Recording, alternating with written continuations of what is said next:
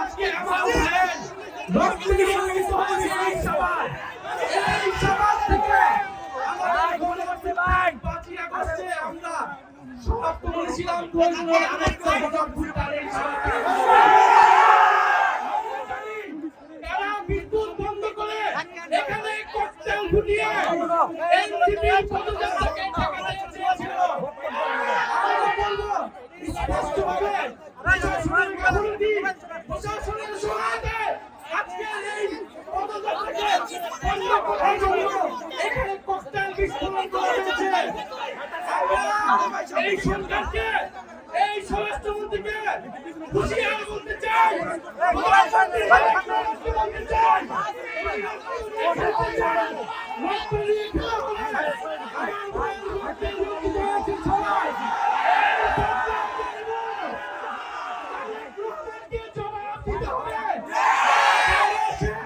নিরাপত্তা নিশ্চিত করতে পারবে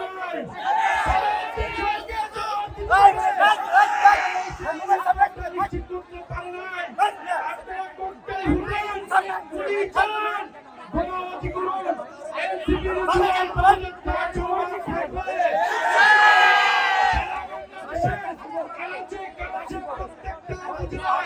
আমরা জুলাই পদযাত্রা নিয়ে যাবো, গণভোটের গণরায় বাস্তবায়ন করবো,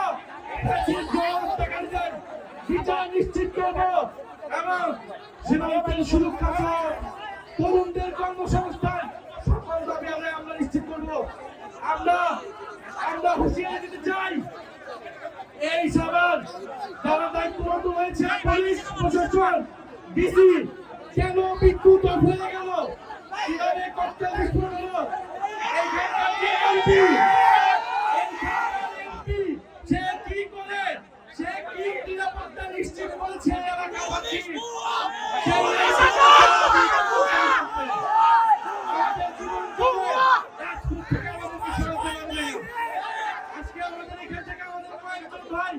গুরুতর আহত হয়েছে।